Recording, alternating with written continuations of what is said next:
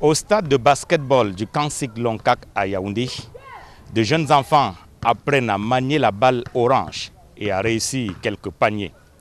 C'est dans ce mythique temple du basketball que Joel Embiid a fait ses classes. Hans Tamak, l'un de ses anciens camarades d'enfance, se souvient comme si c'était hier des premiers pas de Joel Embiid ici au temple du basketball du quartier Longkak à Yaoundé. Il était le premier arrivé, il venait très tôt, 7h, 7h30.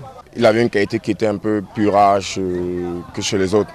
C'est-à-dire vous lui apprenez un truc le matin, le soir, il est capable de vous refaire ça en s'appropriant le mouvement. C'est-à-dire comme c'était son mouvement à lui, comme s'il avait ça depuis.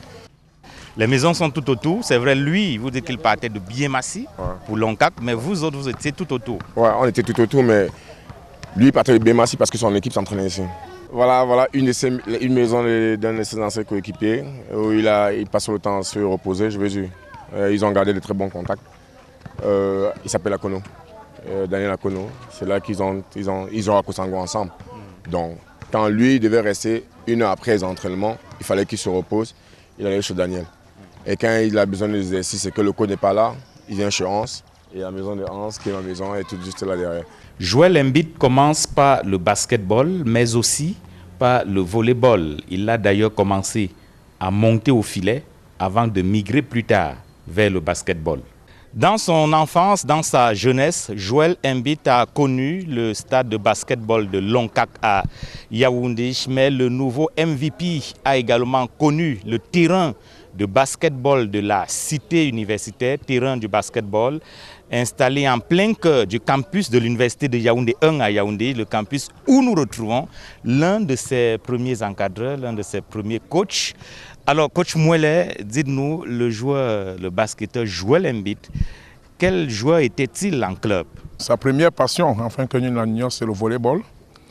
Et puis, un beau jour, je l'ai détecté.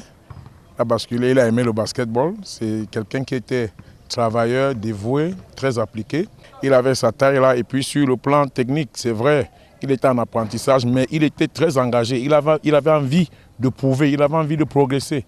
Ce qui faisait que il y avait des jours où il passait toute une journée, pratiquement 12 heures de temps sur un terrain de basket parce qu'il avait l'envie d'apprendre. L'une des clés de la réussite de Joel Embiid réside dans la qualité de l'encadrement dont il a bénéficié quand il était encore au Cameroun. Nous avons ici l'un de ses encadreurs de l'époque, Yves Tchala. Nous sommes en 2010-2011. À l'époque, vous êtes premier vice-président de la Ligue régionale de basketball du centre. Quel type d'encadrement vous avez mis à l'époque à la disposition des joueurs? Mais vous savez, le développement d'un joueur passe par plusieurs piliers. Il y a l'entraînement, il y a la compétition surtout. Et donc, nous, au niveau de la Ligue régionale de basket du centre, on était chargé de développer cet aspect compétitif. Et ça tombait bien puisqu'on venait d'avoir un joyau qui était le Palais des Sports qui avait été mis à notre disposition en 2009. Et donc là, on est dans les années 2010-2011, dans les premières années, les primes, on dira ça, du Palais des Sports. Et j'ai particulièrement en image une finale du championnat U18, justement, où il joue avec le centre de formation de Kosangwe.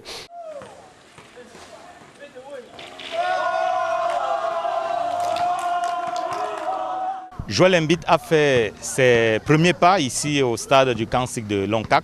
Le stade est entouré de beaucoup de maisons et il y a pas mal d'anecdotes. Joel Embiid a dû casser un lit dans la maison de son ami Akono. Il avait fini l'entraînement le matin, il y a eu l'entraînement à midi. Et puis en soirée, on a joué la santé, il était très fatigué, son papa devait venir le prendre et il fallait qu'il attende sur place. On ne peut pas rester dehors. Arrivé à l'intérieur, dans la chambre de son camarade, de son coéquipier à l'époque, 2,16 m, vous savez, c'est pas facile à gérer, hein. Il avait peut-être du poids. C'est un gros gabarit. Ouais, c'était un gabarit. Et puis c'est comme ça que, voilà, en voulant se reposer, il se laisse tomber et le lit va voler en éclats. Bon, je veux dire, sur le coup, on a tous rigolé. Là, par exemple, c'est le goyavier. Il aimait bien manger les goyaves après les entraînements. On rigolait parce que nous, on n'avait pas la taille pour monter sur le goyavier. On avait un gamin de 2,16 m, vous voyez ce que je veux dire. Et puis, il était volontaire. Et c'était donc lui qui était devenu notre go-to man quand il faut aller vers ce côté-là pour choisir un fruit, les goyaves, un truc comme ça. C'est lui qui allait vers là-bas. Le stade de basketball du Kangsik Longkak à Yaoundé, au milieu de plusieurs maisons d'habitation, c'est le temple du basketball au Cameroun.